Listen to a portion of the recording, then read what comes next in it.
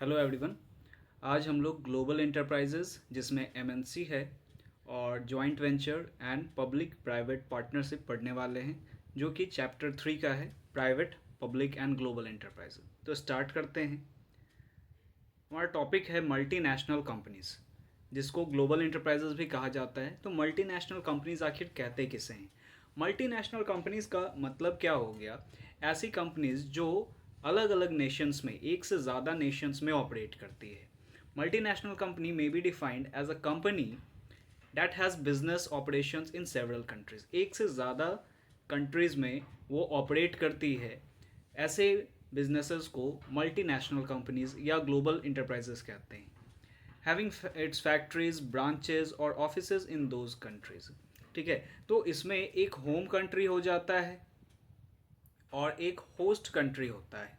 ठीक है, तो होम कंट्री का मतलब जहाँ पे वो बनी है, यानी कि जहाँ पे फॉर्मेशन हुआ है, जहाँ मेन उसका हेड क्वार्टर है, उसे होम कंट्री कहते हैं। और होस्ट कंट्री कहते हैं उसे जहाँ पे वो ऑपरेट कर रही है। तो होस्ट कंट्री मल्टीपल कंट्रीज भी हो सकती है। ठीक है, अब यहाँ पे और क्या बोला गया? But it has quarter in one, head quarter in one country in which it is incorporated. वही अब मैंने बताया, जहाँ पे उसका हेड क्वार्टर है ना, जहाँ पे वो इनकॉर्पोरेट हुई है, रजिस्टर हुई है। ठीक है, तो उसे होम कंट्री कहा जाता है। MNC follows advanced technology and marketing strategies to strengthen their network of operation and operations globally। तो एमएनसीज अपने एडवांस टेक्नोलॉजी और मार्केटिंग स्ट्रेटेजी के वजह से अलग अलग कंट्रीज़ में ग्लोबली वो क्या कर पाती है? ऑपरेट कर पाती है, रन कर पाती है और सक्सेसफुली प्रॉफिट मेक कर पाती है। एमएनसीज ब्रांचेस, फैक्ट्रीज और workshop in other countries are called majority owned foreign affiliates. ठीक है, अलग अलग कंट्रीज़ में जो फैक्ट्रीज, वर्कशॉप्स होते हैं, तो उसे मेजोरिटी ओन्ड फॉरेन एफिलिएट्स कहा जाता है, MOFA। इसका एग्जाम्पल क्या है एमएनसीज का? तो आप बहुत सारे एमएनसीज के बारे में जानते होंगे, जैसे फिलिप्स हो गया, कोका कोला हो गया, टोयोटा, सैमसंग, कैडबरी और बहुत सारे। ठीक है, आगे देखते हैं इसके कुछ फीचर्स। सबसे पहला है ह्यूज कैपिटल रिसोर्सेज। क्योंकि ग्लोबली ये ऑपरेट कर रही है तो इसके पास फंड भी बहुत ज़्यादा आता है और ग्लोबली भी फंड ये अरेंज कर सकते हैं। इंटरनेशनल ऑपरेशंस, ये एक से ज़्यादा कंट्रीज़ में ऑपरेट करते हैं। सेंट्रलाइज्ड कंट्रोल का मतलब जिस जगह पे उसका हेड क्वार्टर होगा वहीं से पूरा कंट्रोल उनका होगा। MNCs have head quarter in their home country from where they exercise control over all branches and subsidiaries. It provides only broad policy framework to them and there is no interference in their day-to-day operations। तो जहाँ पे भी ये, एक तो सबसे पहला क्या है कि पॉलिसीज डिटरमाइन करते हैं, डे टू डे ऑपरेशंस में उतना ज़्यादा इंटरफेरेंस नहीं करते हैं। ठीक है, तो इस तरह से वो अपना पूरा वो कंट्रोल लगा पाते हैं एक जगह बैठे बैठे, एक जगह जहाँ पे उनका इनकॉर्पोरेशन हुआ है, जहाँ हेड क्वार्टर है उनका। नेक्स्ट है फॉरेन कोलैबोरेशन। फॉरेन कोलैबोरेशन का मतलब क्या हो गया? Usually they enter into agreements relating to sale technology, production of goods, use of brand name where local firms in the with local firms in the host country. तो मैंने अभी बताया आपको होस्ट कंट्री किसे कहते हैं और होम कंट्री किसे कहते हैं। जैसे अगर हम रिलायंस का बात करें तो रिलायंस का होम कंट्री इंडिया हो गया, और अगर वो यूएसए में, कनाडा में या कहीं किसी और कंट्रीज़ में अगर ऑपरेट कर रहा है तो वो होस्ट कंट्री हो जाएगा। ठीक है, तो अब जैसे रिलायंस मान लेते हैं कि यूएसए में ऑपरेट करता है, तो वहाँ के लोकल कंपनी, वहाँ का जो लोकल कंपनी होगा उसके साथ वो टाई अप कर सकता है। जैसे इंडिया में बहुत सारे कंपनीज आए, जैसे होंडा आया तो हीरो के साथ टाई अप करके वो कोलैबोरेट करके अपने बिजनेस को ऑपरेट किया। टाटा स्काई आया तो स्काई जो कंपनी है वो टाटा के साथ कोलैबोरेट करके वो बिज़नेस की। तो उसी तरह से फॉरेन कोलैबोरेशन यहाँ पे ज़रूरी होता है, क्योंकि लोकल मार्केट का एक्सेस लोकल कंपनीज़ को ज़्यादा होता है। नेक्स्ट है एडवांस टेक्नोलॉजीज़। ये एडवांस टेक्नोलॉजी का, सुपीरियर टेक्नोलॉजी का यूज़ करते हैं, क्योंकि इनके पास फंड्स की कोई दिक्कत नहीं होती है। इसके वजह से ये सुपीरियर टेक्नोलॉजी का इस्तेमाल करके और वर्ल्ड क्लास प्रोडक्ट और सर्विसेज प्रोवाइड करते हैं। Product innovations, MNCs have highly sophisticated research and development departments. तो जो भी एमएनसीज होते हैं उनके पास रिसर्च एंड डेवलपमेंट डिपार्टमेंट बहुत ही इफ़ेक्टिव होते हैं और जो इंगेज रहते हैं किन सभी चीज़ों में, कंटिन्यूसली रिसर्च करने में कि कैसे अपने प्रोडक्ट को इनोवेटिव बनाया जा सकता है, कैसे मॉडिफाई किया जा सकता है। तो प्रोडक्ट इनोवेशन की वजह से ही वो पूरे वर्ल्ड में ग्लोबली जाना जाता है और सेल भी बहुत ज़्यादा होता है।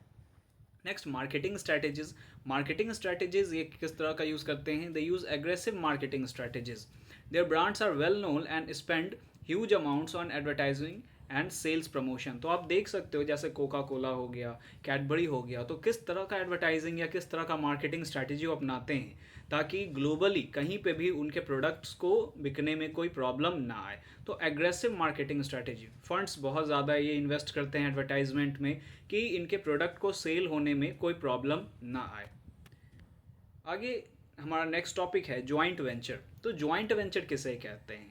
When two or more independent business organization together establishes a new enterprise by pooling their capital, technology and expertise। तो जब दो या दो से ज़्यादा जो कंपनीज होती है वो आपस में मिलके एक नया बिजनेस फॉर्म करती है, अपने कैपिटल को मिला के, अपने टेक्नोलॉजीज़ को मिला के, अपने एक्सपर्टीज़ को मिला के, तब उसे ज्वाइंट वेंचर कहा जाता है। These two organizations may be private, government owned or a foreign company। तो जैसे बहुत सारे एग्जांपल्स है, जैसे आप यहाँ पे देख सकते हो hero cycle in India and Honda Motors company of Japan jointly established hero Honda. तो हीरो होंडा इनिशियली आया था, अब तो ये अलग अलग हो चुकी है आज के डेट में ये कंपनी, लेकिन इनिशियली ये आपस में टाई अप करके Hero Honda company.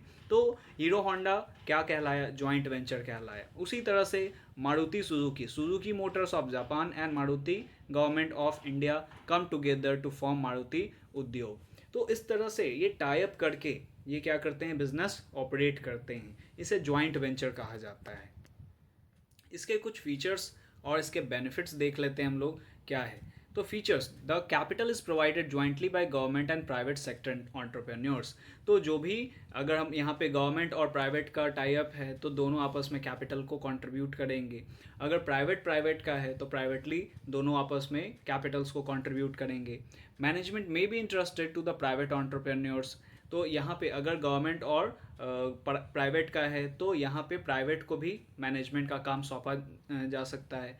It is responsible to the government and private investors. तो जनरली यहाँ जो फीचर्स दिया हुआ है ना, वो प्राइवेट और गवर्नमेंट इंटरप्राइजेस को टाई अप कराने वाला ज्वाइंट वेंचर के बारे में बताया गया।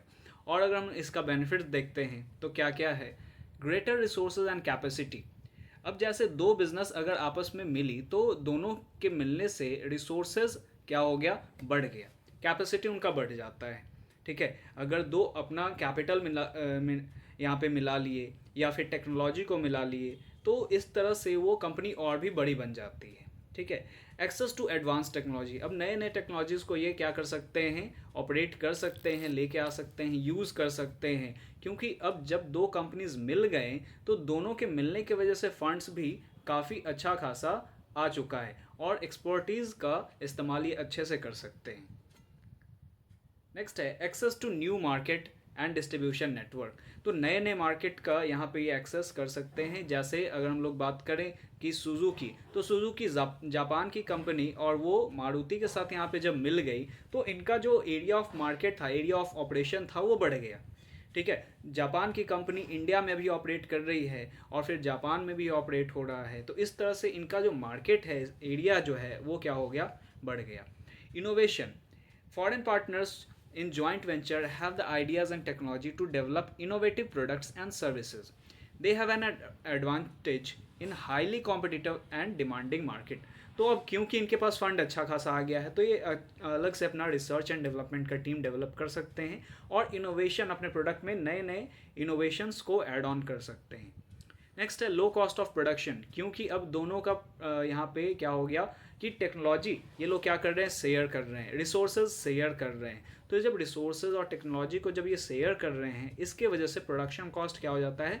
कम हो जाता है ना। कि अब अलग अलग ऑपरेट करते हैं तो अलग अलग एसेट्स इन्हें एक्वायर करना पड़ता, अलग अलग एरिया यहाँ पे ऑपरेट करना पड़ता, तो इसमें कॉस्ट ऑफ प्रोडक्शन बढ़ जाता। लेकिन अब यहाँ पे सभी के दोनों के मिलने के वजह से क्या हो गया कि एक ही एसेट्स में काम चल जा रहा है, ये ज्वाइंटली होल्ड कर रहे हैं एसेट्स वगैरह को। इसके वजह से कॉस्ट ऑफ प्रोडक्शन क्या होता है? कम हो जाता है। आगे हमारा एक और टॉपिक है इसमें, पब्लिक प्राइवेट पार्टनरशिप। तो पब्लिक प्राइवेट पार्टनरशिप किसे कहते हैं? It refers to the involvement of private sector in the government project aimed at public benefit. तो जब भी पब्लिक बेनिफिट के लिए गवर्नमेंट कोई काम करती है तो वहाँ पे क्या होता है कि प्राइवेट एंटरप्रेन्योर्स भी यहाँ पे कंट्रीब्यूट करते हैं, या फिर अगर प्राइवेट एंटरप्रेन्योर्स को यहाँ पे क्या किया जा रहा है, पार्टनरशिप में इन्वॉल्व किया जा रहा है। जैसे बहुत सारे प्रोजेक्ट्स हैं जो पब्लिक बेनिफिट के लिए चल रहे हैं। जैसे एग्जांपल के तौर पे हम लोग देख सकते हैं मेट्रो, है ना, दिल्ली मेट्रो। तो दिल्ली मेट्रो हो गया या अदर जगह का यहाँ पे हो गया, तो कोई गवर्नमेंट का प्रोजेक्ट है, उसमें कॉन्ट्रैक्ट अगर प्राइवेट को भी दिया जा रहा है और प्राइवेट और गवर्नमेंट दोनों मिल के अगर ऑपरेट कर रहे हैं, तो वैसे इंटरप्राइजेस को, वैसे प्रोजेक्ट्स को पब्लिक प्राइवेट पार्टनरशिप कहा जाएगा।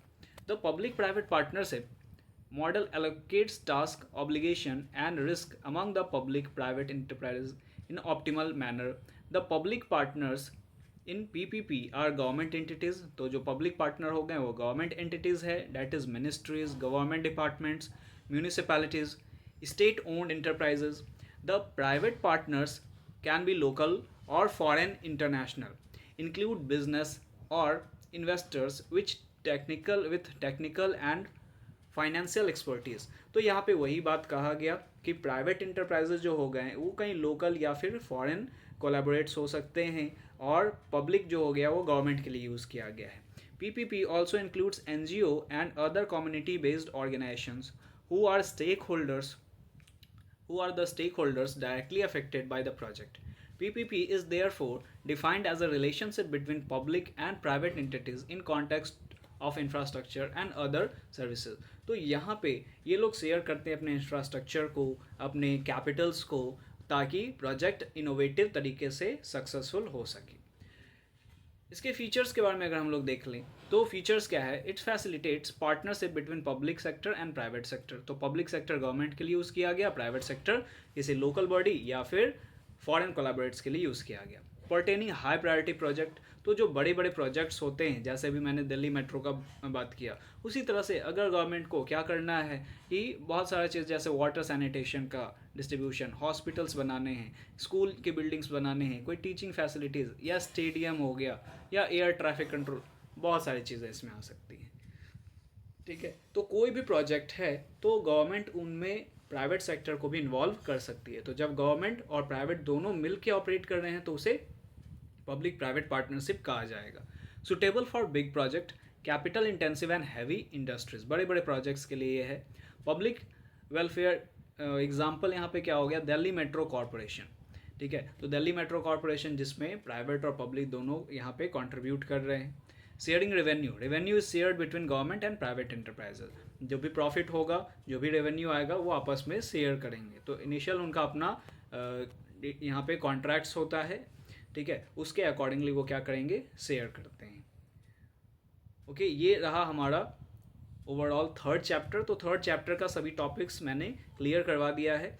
तो आप यहाँ पे इस प्लेलिस्ट में जाके आप देख सकते हो अगर आपने पिछले वीडियोस को नहीं देखा है तो। Okay, thanks for watching, thank you everyone.